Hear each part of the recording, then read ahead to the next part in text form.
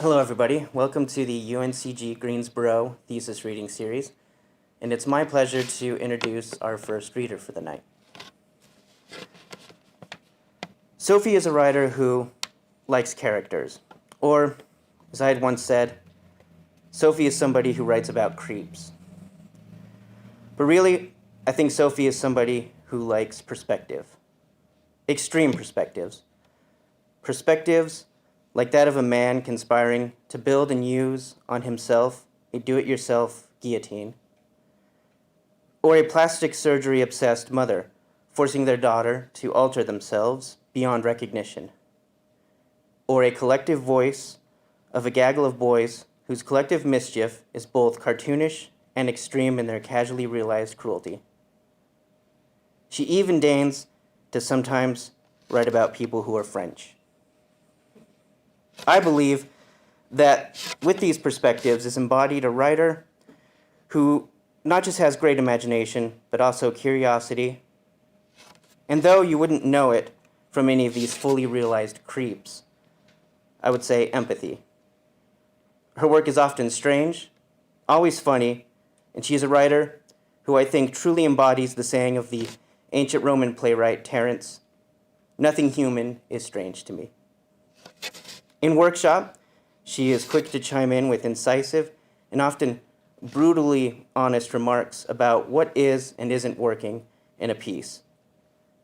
What's perhaps most annoying about this is that she's usually right. Sophie is also someone who, I don't think it can be disputed, throws the best parties. She is a funny person both in her work, and she is quick to give gifts and a generous reader of our work. I'm also proud to say that she is a member of my cohort. She has given the convocation speech at the University of Chicago. Her work has appeared in Fiction Addict Press's Flash in the Attic, and she is the recipient of an honorable mention from Glimmer Train's Family Matters issue. Ladies and gentlemen, Sophie Nunberg.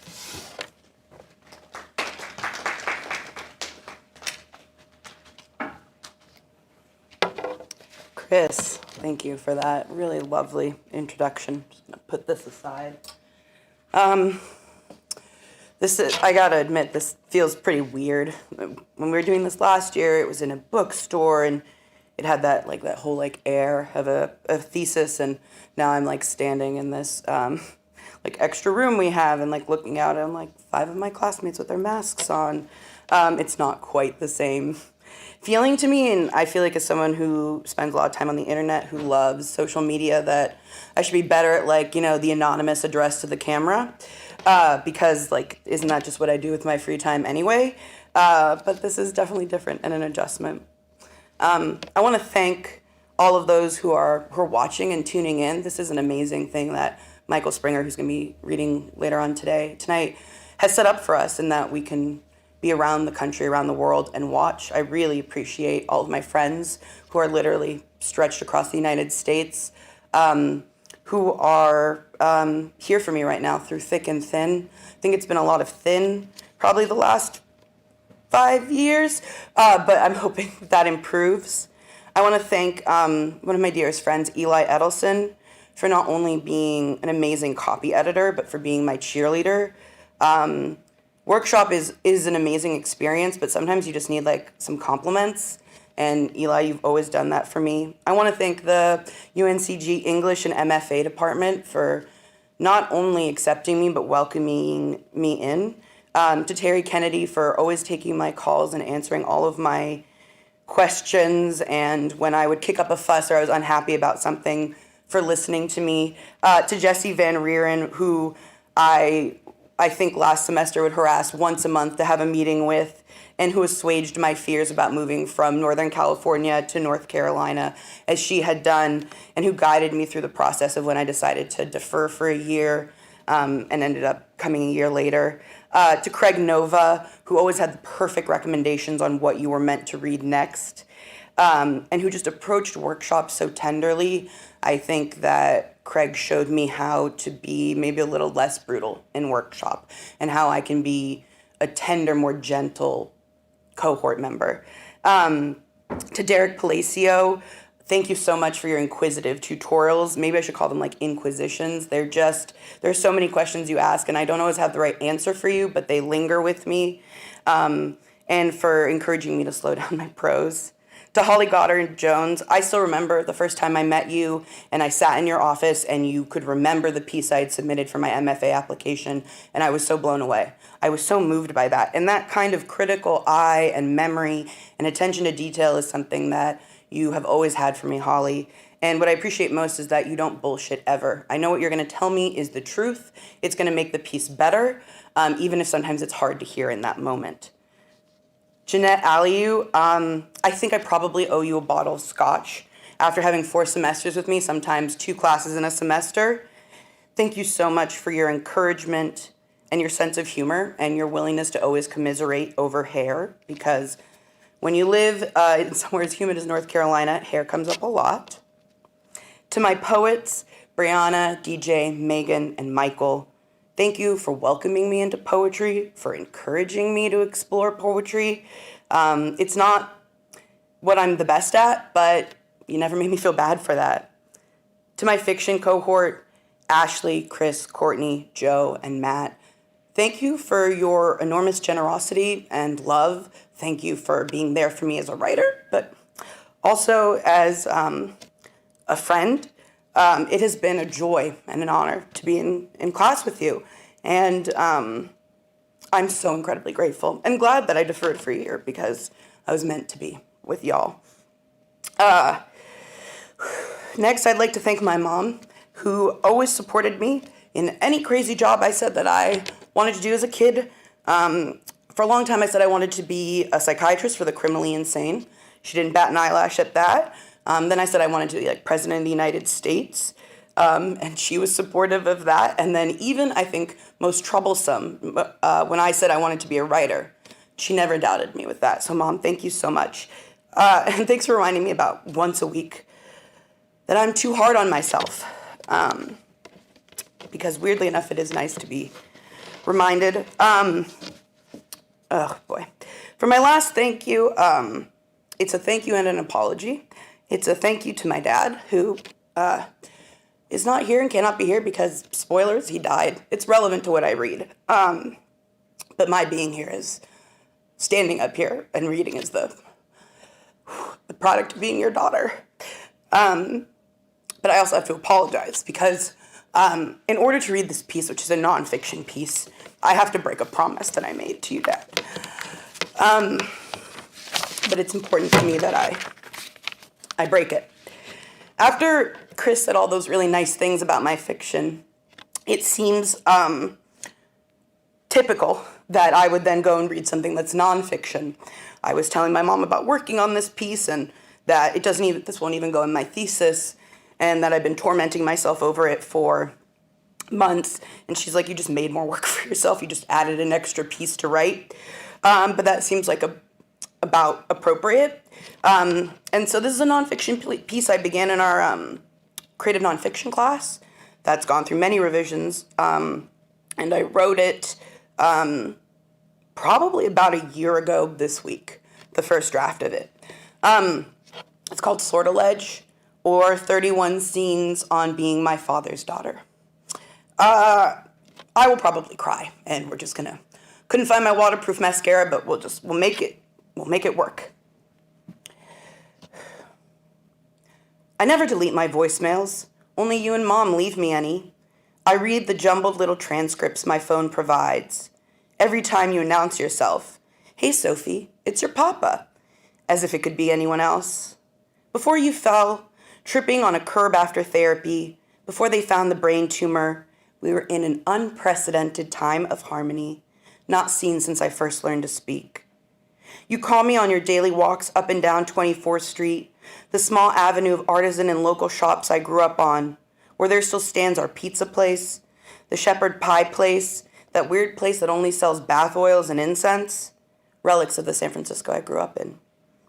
We haven't talked in a month. If it was up to me, I'd call you right now. If you can't talk with that damn respirator in. We've had our silences before, like after that vacation to Los Angeles where you threw out my copy of Sweet Valley Junior High, or when you locked me in the car on Christmas Day in 2015 and drove in loops around the city, berating me, telling me how I couldn't keep using depression as an excuse. But those were silences whose boundaries I drew and you erased. It was nothing like this. I loved your voice, the gruff register of your smoker's lungs, how perfectly you carried the rhythm and meter of each sentence, no matter the context or audience. It was also a tell for when you weren't paying attention. You drifted off into monosyllabics. You introduced me to the world on National Public Radio with a 3-minute piece about how you and Mom decided on Sophie, announcing that, quote, she'll make it her own. You only have to look at her to know that. Sophie Nunberg, you heard it here first, end quote. Lofty expectations for a newborn. On the radio, in lectures, you charmed the audience, easily breaking down complex linguistic minutiae in that comforting timbre.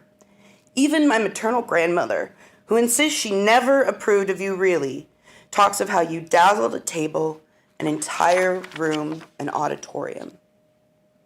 Until the 4th grade, you read to me every night I am at your house. The poems of Edward Arlington Robinson, Frog and Toad, Little Women, The Hobbit. You've had cancer for 14 years. When you were diagnosed, you told me you'd make it 4 years if you were lucky. But you have money and that nearly universal healthcare coverage by UC Berkeley, the American dream. But your cancer can't go into remission. It's not that kind. It's the kind that gives me many years to come to terms with your death, the kind that is appeased over and over again by modern medicine. I ride the surf, the titanic waves of your diagnosis. I'm always prepared to lose you. When I'm 12 and you quit smoking for the 20th time, you decide we should fly to the middle of nowhere in Vermont to stay with your sexagenarian best friend and her even older husband. You made me leave my young adult fiction at home, checking my suitcase before handing me I Capture the Castle and A Tree Grows in Brooklyn, cheerful choices of happy families. We fought every day about what I ate, that scolding for too much applesauce with my cottage cheese, how my blabbering was boring to the adults. If there were any children in Brookfield, Vermont that summer, I never saw them.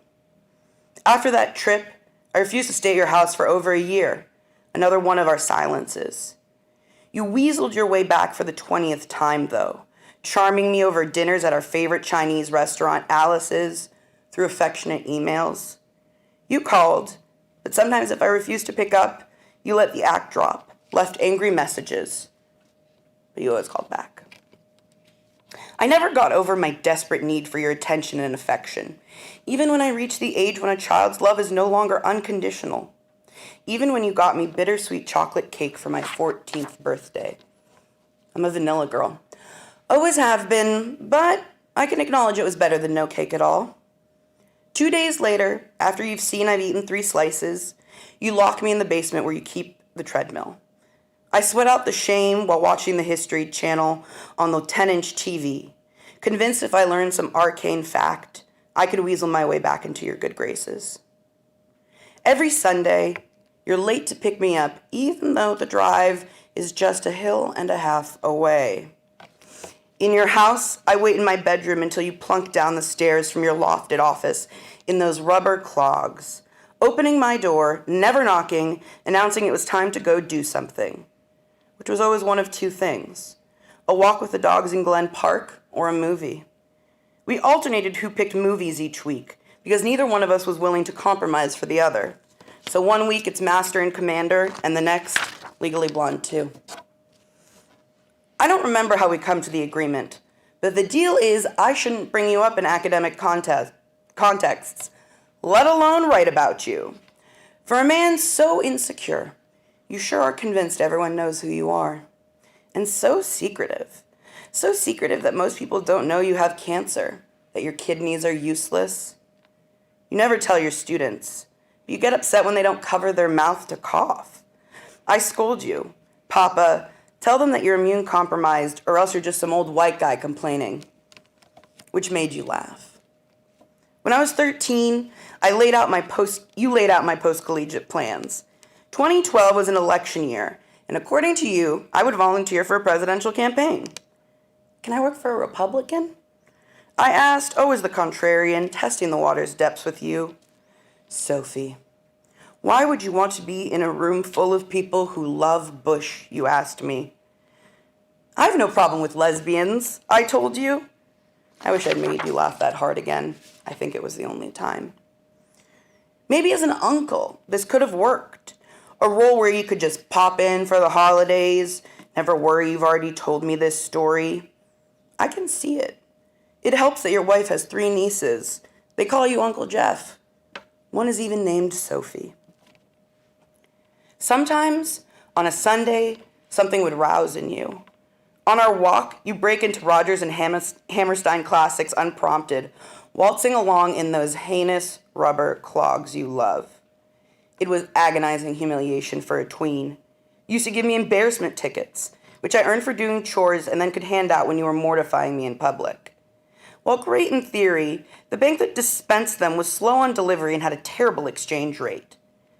Or maybe it was at dinner, when you're suddenly lively, animated, sharing your secret for boiling corn, add milk to the water, making your famous mint lamb dish. You teach me 5-car stud and Texas Hold'em. We play Scopa with special decks you've collected from 30 years as an Italophile, counting each card in its Italian name. You have phases where you instruct me in German on how to load the dishwasher or set up that hulking stainless steel automated drip coffee. We do stop playing Scrabble after I beat you the first time. I tack the scoreboard to the fridge and refuse a rematch. You never took it down. I discover you had been compensating for months, not letting on that you barely left the bed, that you were often struck with catatonic anxiety, that you lost your train of thought mid-sentence. You played the part so well, I thought your absent-mindedness was all in my head and that I was just being too sensitive. Throughout my life, to charm others, to dull the many ways you were and are absent, I talk of how you designed a syllabus for me, how you made me memorize the poems your dad loved, Keats, Yeats, Wordsworth, the playlist of crooners, 50s sock hop, Presley's and Dylan, never letting me forget you were at the 1965 Newport Folk Festival where Bob Dylan brought out his electric guitar. The audience booed, but you always told me you never did. I would go on about the movies you made us rent, Oklahoma, Guys and Dolls. I stake I was the only 10-year-old who was forced to sit through Brigadoon. It's not charming to say I protested, that I was often so very bored, that you left no room for my interests and judged my every aesthetic decision. There's no sense to it, but I was determined to absorb anything canon, as defined by you, Jeffrey Nunberg, determined to make you love me. I would follow the moving yardstick, anything to embody the ideal you also failed your own father. 2 months into your first radiation treatment, I leave your house and never move back in. No one looks favorably at a 17-year-old daughter who abandons her cancerous father. You had your fiancé. I trusted her to take care of you. By the time I'm out of college, she's now your wife. She spends 30 minutes a night hooking you up to your dialysis machine.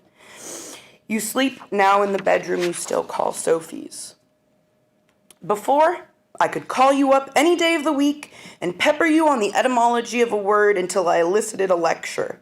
Maybe an aside on the Acts of Union in 1707 and why Scotland isn't actually a country. Your stories are always filled with these encyclopedic asides, like how the first example of blowjob in print was in military documents. I wrote that one down in my journal. During a virtual meeting, the doctor says your kidneys are now shriveled walnuts. The tumor still seems temporary, a menace lodged in your brain, but your kidneys are, well, your kidneys. I'm not a match for them, not that anyone ever tests me. I know it's because of my weight. You used to delight in being a prankster, convincing me as an adolescent that Russian was just adding the suffix ski to each word, describing how you had actually met mom on the dating game. You inherited an exorbitance of shaggy dog stories, excuse me, taking half an hour to lay out complex, convoluted plots that always ended in bad puns. Your favorite was about a man shopping for kidney beans. If this were fiction, I would call that foreshadowing, maybe heavy-handed irony. Graduate school brought out the best to us. We talked every other day, often for over an hour. You memorized my schedule, pulling up my syllabi for reference, moving through the calendar like you made the appointments yourself. You ended calls telling me you were proud of me, telling me so adamantly that I felt uncomfortable. I wanted to scrub myself in the shower. I would smoke a joint in what felt like 3 giant pulls. Still, I thought, I could forgive you in favor of all the good now. I fly out on the last Friday of February. Before I walk into your hospital room where you've spent the last week, I worry what you'll think of my weight gain. You don't notice, though. You can barely string together a sentence, dropping off mid-thought and re-emerging with some ineffable, dreamed storyline. Your hair is greasy, matted against your face. I don't like looking at you, fixing my eyes instead on the pattern of your hospital gown. They haven't bathed you yet, and there is still blood caked from the fall. The fall that led to the CT scan that showed your tumor. But it's not your head that hurts, it's your fucking side. A hematoma has surfaced as the pain worsens. Dark violet, such dark purple, it looks black. It's the size of a pillowcase with tentacles that wrap around your side and up your back. On the whiteboard, next to your name and the date, we write down the minutes between doses. You don't notice or you don't care. You and your wife have the kind of love I've never seen up close. I'm grateful for her, because that tenderness would have repulsed me like your body does. She crawls into your hospital bed with you, small slight frame.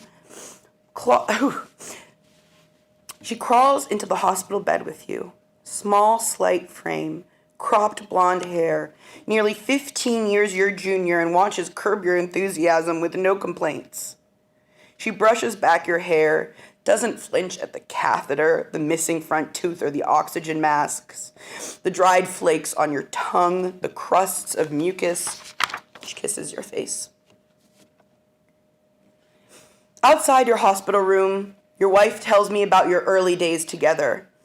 You left her in the car with your now septuagenarian best friend. I love him, your friend warned, but eventually he's going to hurt your feelings.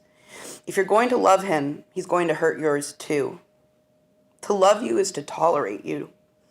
Maybe that's how you muscled up some of your charm, that ability to weasel your way back, to reel us back in.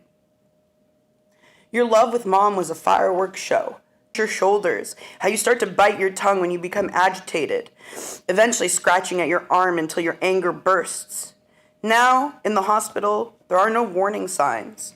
When I call you Papa, you tell me it's an affectation, a performance. But you used to like the performance, trotting me out at dinner parties where you'd then pull me aside, reminding me that children are to be seen and not heard, scribbling notes on my syntactical patterns. Playing pretend was our forte. Actually, you would say fort, because the word comes from the French for strong, fort. I remember once saying to you, but everyone says forte. And you said, well, everyone is wrong. You were right. I think about listening to your voicemails, but I don't. Mom drives me back to her apartment, tells me we die from the things that matter the most to us. I write it down. I'd prepared for your body to decay, but now your brain keeps misfiring, decomposing into confused fragments. I'm glad I don't believe in God. Who could orchestrate such a humiliating and cruel end? The rest of the family commits to wallowing in your institutionalized misery. After another round of my jokes are snuffed in your putrid air, you wave me out of the room, telling me to take a cue from your wife and your sister, who had been sitting around and tolerating your bullshit all day. Everyone speaks in euphemisms, telling me not to create unnecessary agitation. No one just comes out with it. I should bite my tongue in case you die. I leave the hospital every 3 hours to take a long walk and smoke a joint or two. You wrote this whole book on what makes someone an asshole. I used to tell people it was an autobiography. The day of the surgery, I see you off at 7 a.m. Your words are, of course, not kind or encouraging. You have not said one nice thing to me since I arrived. They let me into the ICU just 4 hours after the doctors have closed your skull. You're more coherent and upbeat than I've seen you all week, and I marvel at you. You tell me to cut the shit. The shit? Calling me Papa, the song and dance, telling everyone about the poems I made you memorize. You wave your fingers, clipped to their elastic lines. After crying in the stall of the visitor's bathroom, I write down what you said. I almost admire your consistency. But that afternoon, you take my hand, insist I go back to school, to North Carolina. You squeeze my fingers. You told me not to come for the surgery, that my classes were more important. I only found out about the fall because you accidentally texted a picture of your face to me when you meant to send it to your wife. By the time I land back on the East Coast, you develop ICU delirium and pneumonia, and thus the respirator. Because you can't pick up, I text your wife, eager to know what's on your mind, not knowing you'll never get it back. It takes 2 more months, but finally someone lets me in. You're terminal. No one is in agreement. If you know, if you understand, later someone will call me naive and ignorant for not realizing. When I go back to California in May, they've set up a hospital bed in Sophie's room, next to the bed, where I recognize the sheets. I begged you to buy them for me my sophomore year of high school. They were deep brown and green, spotted in autumnal leaves. I hated them the moment I made the bed. Your head is propped with a flat, limp pillow in a leaf-colored pillowcase. You live in this room full time. It's where you will die. I visit you almost every day. Your brain is now a static television with a bent antenna. But when the wind is just right and the antenna is angled just so, everything is clear. I look at you and I tell you more than once, you're dying, you're dying, you're dying. Not so you'll remember, but so I can forgive myself. Thank you.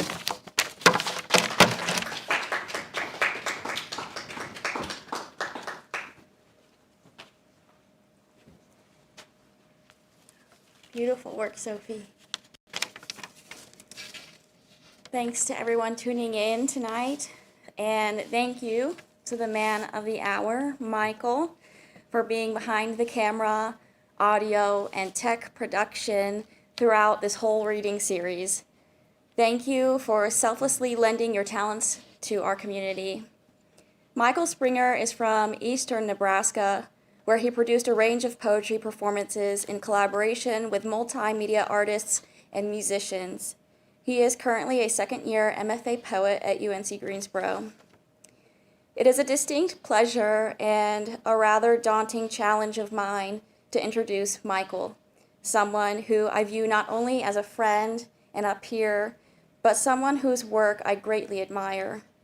Trying to encapsulate his work and adequately articulate what it is about his poetry that makes it uniquely his own is a little bit of an impossible task, for there are so many wonderful qualities that make up the essence of his work. I still remember the very first poem I ever read of Michael's 2 years ago. It was a nature poem that explored the concept of not being enough, of love not being enough. The snake sunbathing on the hot rock, the trudge through the woods, and the unending barrage of questions like, what makes it not enough? Is it someone? Is it a different kind of love? Coercion? Is love coercion? Those questions still burn in the back of my mind.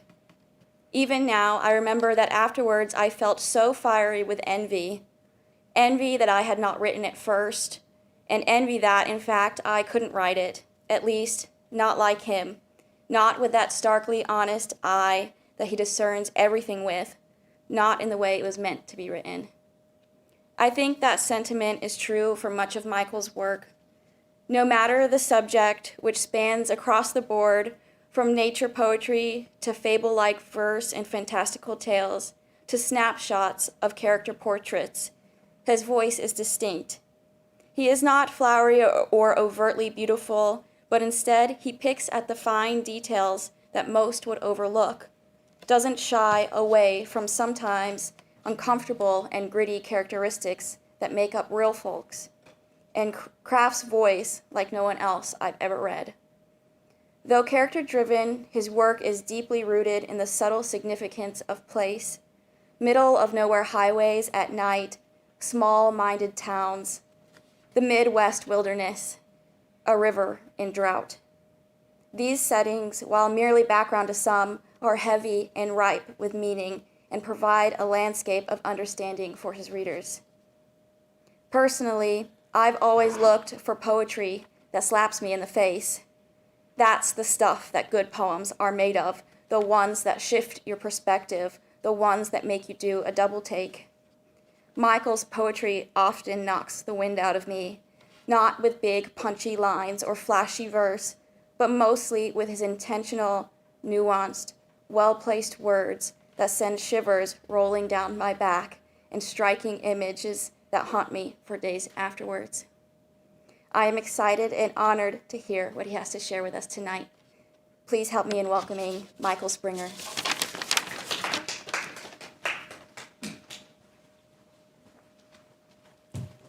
That's so kind, Megan. Thank you very much for that introduction. And thank you for everything you've done over the last 2 years, the workshopping, our extra workshop, talking of poetry and everything else, and just being a good friend. I want to extend that thanks to the rest of my cohort.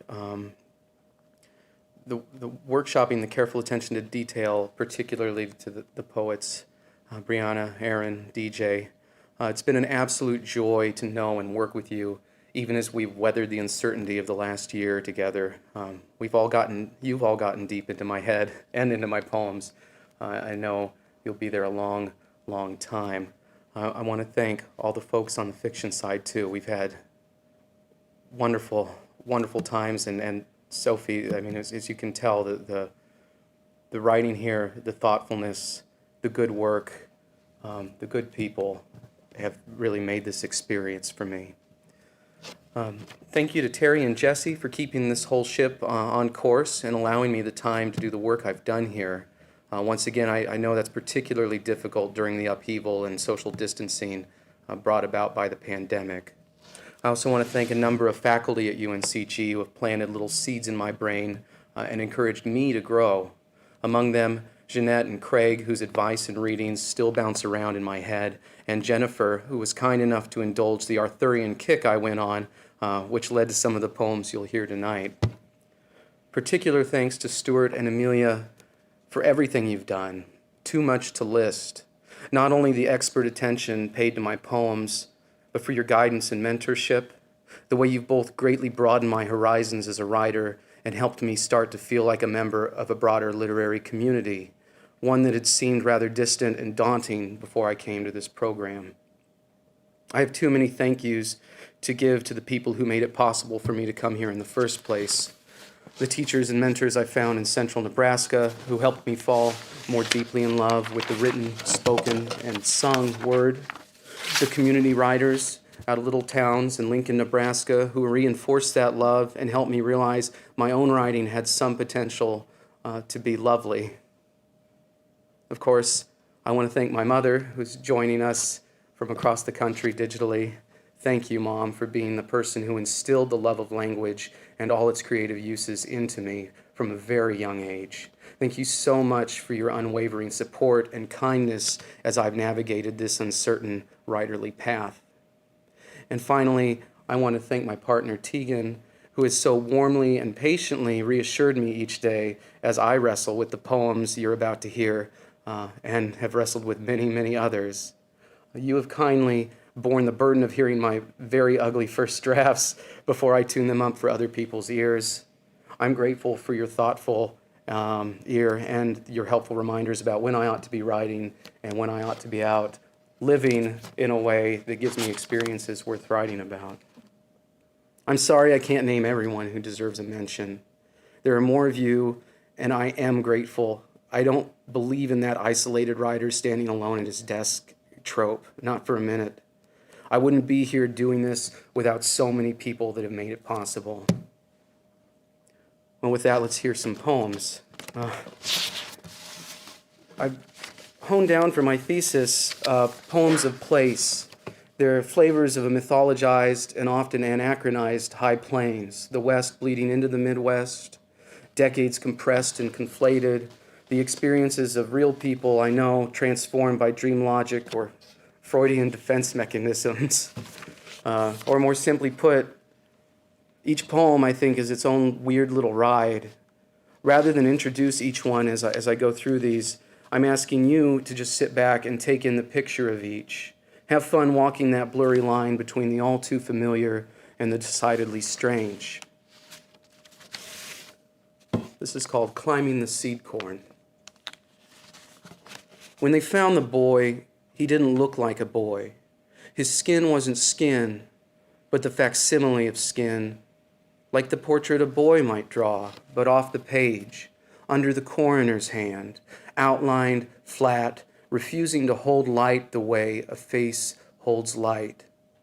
The women and men told each other about the face, but they only told their children, stay out of the elevators, out of the grain bins, off the golden pyramids of drying corn, or they will swallow you up. Like him, the seed corn swallowed him right up, and the children talked too. They imagined teeth or a pit of quicksand like they'd seen in the movies. The women and men never mentioning the face, and we dumb kids never imagining the mummy. The corn pulling water from skin the way it pulls water from the land, the way we pull up the aquifer flat, hard-edged, until there's nothing left.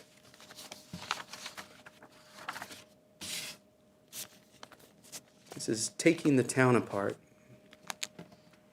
Tangle up this June burn. Make balm. Make light move backward from the backside of the eyeball to the sun till the whole town's radiant. Make your cover tune of bee song, buzz it straight to my eardrum. I'll tap it from my high tops till the whole town's singing along, droning on in lust and honey mange. Till the old hotel is trembling, its ballroom really swinging the first time in decades, the firehouse, the corner drugstore sprouting heavy stalks of goldenrod, red brick cobbles wiggling right out of their street beds, and stubbing toes, potholing cars, skipping with a laugh off toward the river as we all fall down behind them.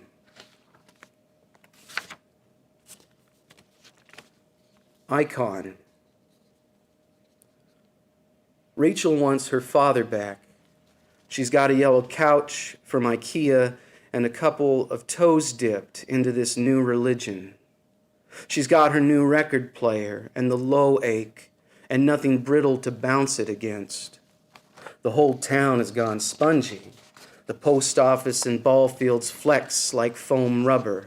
The afternoons blur together. People's bodies keep dissolving into parking lots and bar stools. Parked in line, Rachel orders French fries. Her headlight shines, and the teenager in the window becomes an apocryphal martyr, pinned fast to his triptych, acne scars screaming like a bootleg hagiography. The next four untitled poems are a part of a larger sequence of this kind of weird legend romance out on the plains that I'd alluded to with my Arthurian kick earlier. I'm just going to read them one after the other without much of a break in between. High on the clay-packed hillside, hidden by the crest, tucked between the tall scrub of buffalo grass, a mouth opening, an unmarked road, gravel overgrown a quarter mile or so, then dwindling to hard red dirt, and finally a pair of ragged ruts that run to the hill's wild southern side. There, obscured from the travelers of Highway 35, the county's last grove of native pine, needle-thick, persistent against years of blight, beetle, plowshare, and these scabby boughs entwined against all outside ken, against the prairie eye. Deep in the grove shade, a pine-pin man. He is acrid and dry. He is devoted all these 7 years, he says, to a heroic task. All his needlework, his breath and craft will unravel the tight clue, catch the hidden creature that writhes and twists between the pine trunks, behind the tiered berms that skirt the rise of these forested hills. A guardian, he says. I saw the creature glisten in a dream. The man has built his blinds, laid his snares, studied toothmark and trails, and slyly buried scat. The messages delivered by satellites, the bone rattle of the pine boughs in the high wind. So close now, any day, he says. The boys of Highway 35 leap up in a curl of smoke, screaming for one more lane, another tab of Percocet, some smoldering little thing, skin diving at the stone quarry. Torsos stretched from truck windows, baseball bats cracking like black lightning against mailboxes. One leaves a skin of hot rubber, seared into the asphalt, where a fissure splits the earth wide open. All manner of misshapen creatures crawling out, nail and hoof, loosed with a burst of burning laughter. The boys and their beasts wailing now and chasing after anything that ought to scream once it's caught, once they pin it down. A lone farmhouse and a shadow of a farmhouse. Bodies filling up her bedrooms once, arms and legs dangling out the windows, the privy, the tool sheds. Mile and mile of fence line, raw wire, sons and daughters tracing the boundaries of homestead. Leaning in the doorway, one lingering thin frame, as weathered as the whitewash, spare as the dust plane, a silhouette in the unlit threshold, but for one strong hand held out into the sunlight.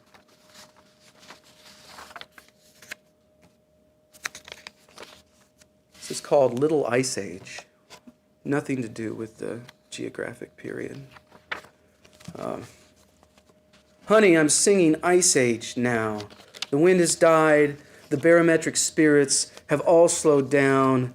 We will still. We shall tuck, bundle, and burn to no avail.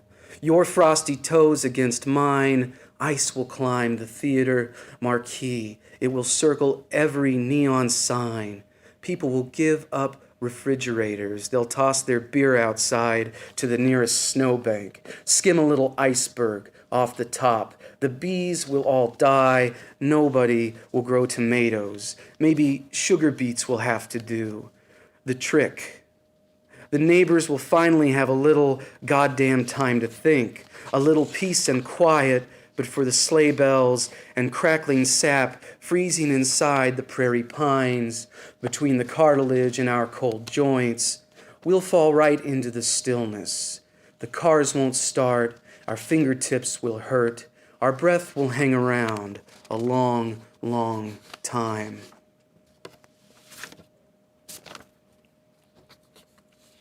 This is background radiation. The Hayman's got a broken ham radio, calls it his little pot of hellfire, says he can commune with the dead, says it works real good at night, real good with a dry wind blasting in from Canada. Don't January shake your bones? No antenna and no need. He says we can't see the dead the way sometimes people used to see them.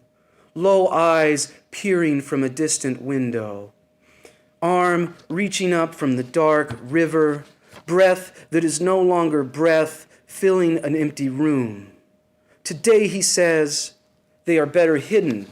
The invisible dead line the county's shallow canyons, eyelids closed but mouths wide open, transceiving in their steady way, sending their voices out in radioactive waves, bouncing off the ionosphere, drifting back earthward like soft static, like rainfall over the county, the crowns of the living, their tin roofs, their empty truck beds, all their rough work.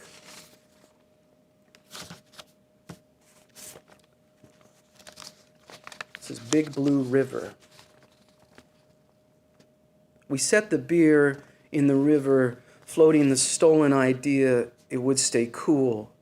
But of course, the Big Blue is not so big. It is narrow-hipped and a few inches deep at drought, while the sun stays awful big, at least in July, and it casts the same dull consequence over everything not hidden by the shady cottonwoods. So when we dipped our toes, we found the river was itself body warm, and we drank the beer all the same, but it felt like river, or blood already of a kind with our stomachs, our lukewarm toes. We listened to the bells rattling from the bait lines and the short poles, our tongues casting dull stories across the water top, the cottonwood seeds faking snowfall, a water snake in a clutch of roots, our little selves hidden, drowned away.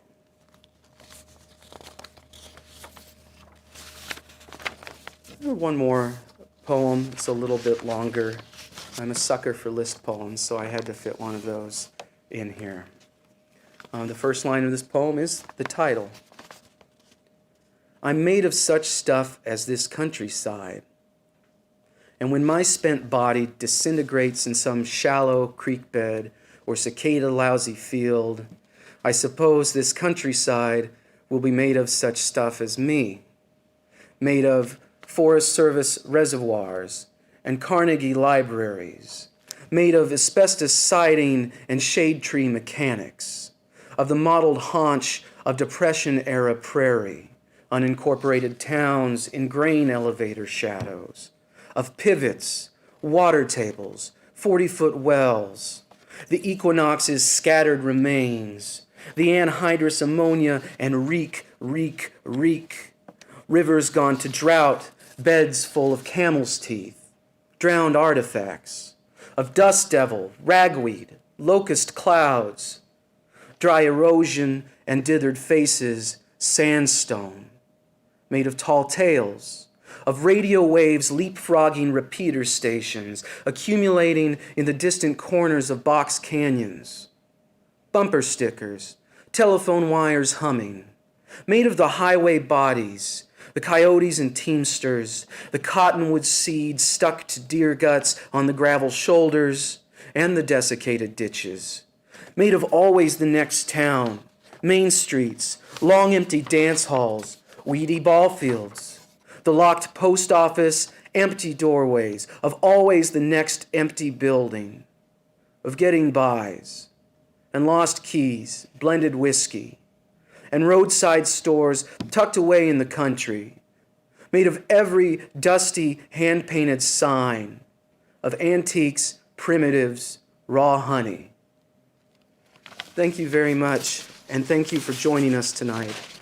We'll be back with one more reading next week. I hope you'll join us then for Matt Cause and DJ Ferguson. Have a good night.